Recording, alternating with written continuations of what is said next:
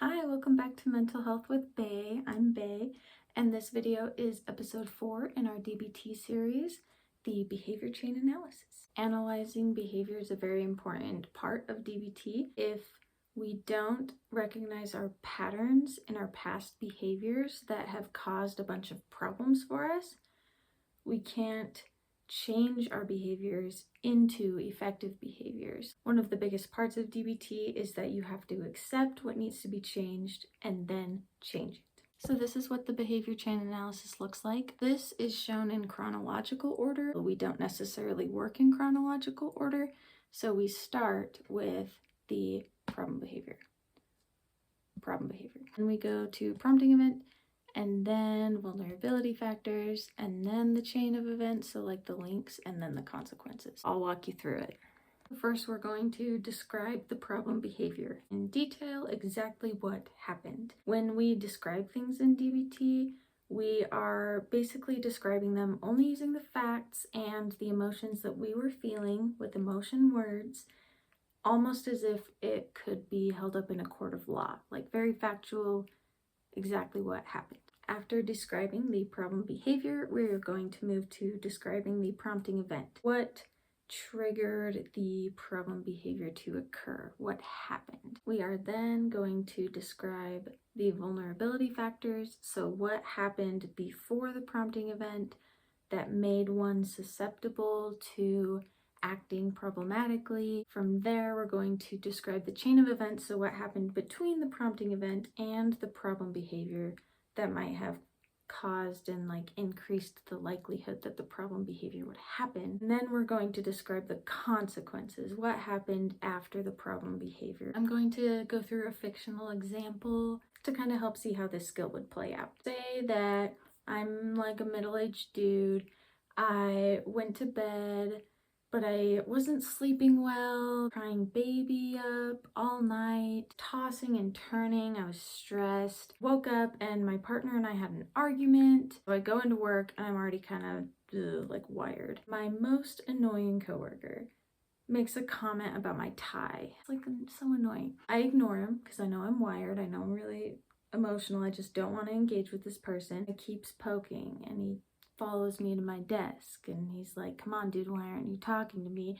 And then I end up yelling at him. This guy's feelings get hurt, goes to HR. I have to take an anger management course in order to keep my job. Going through that on the analysis, the problem behavior was that I yelled at my coworkers. Go more specifically than that, obviously, but this is a fictional example. The prompting event was the comment that the coworker made about the tie. Rude. Go into more detail again. Vulnerability factors. So over here, baby crying at night, fight with partner, tossing and turning all night, not getting enough sleep. This guy already annoys us, even could be a vulnerability factor. The chain of events were that the guy followed me to my desk. I didn't engage with him. He kept talking to me, etc. Go into more detail. And the consequences are he went to HR. Now I have to take an anger management course. I do acknowledge that the behavior chain analysis can be really uncomfy to go through, especially when we are ashamed or embarrassed about our actions or how we acted. But for me, behavior chain analysis is really helpful, especially when it's broken down to see, oh, I did have vulnerability factors that made me more likely to act that way. Oh, I did have these things happen after the prompting event that made me more likely to behave that way. So it's almost validating in a way, and it really helps to know where changes can be made. In purple, I've added what we can do to kind of tweak what happened in order to avoid these problem behaviors.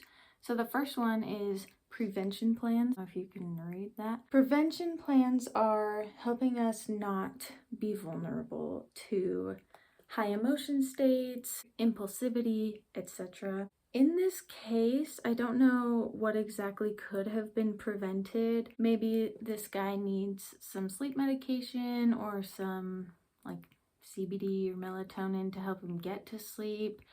The baby thing's hard. It's rough. That really can't be changed all that much. So relational skills to help avoid fights with partners, help us be less vulnerable to a problem behavior. Skillful behaviors can replace these links.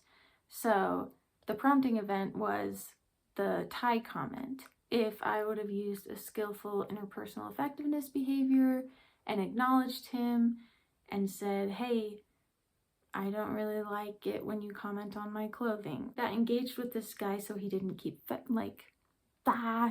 Or skillful behavior distress tolerance. Take down the emotional level of the situation within myself. Different skills can be applied to the links so that the problem behavior is less likely to occur. And then the third thing that we can do, repair any consequences that we feel would be worth repairing. Taking the anger management class. Apologizing to the coworker for snapping at him. Even though he's annoying, he didn't deserve to be snapped at. These two steps are more like prevention, and the repairing is more of a how can I feel less shame about the problem behaviors I've had in the past. I hope this was helpful, and I hope that you have the courage to use the behavior chain analysis, even if it's very uncomfy to use.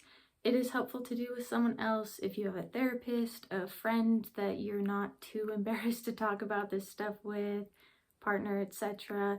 It is helpful to bounce the ideas off of someone, and if you don't have someone to do it with, writing it down is super helpful. The next video in this series is going to be analyzing behavior through missing links. And missing links is when one fails to do an effective behavior. So very exciting.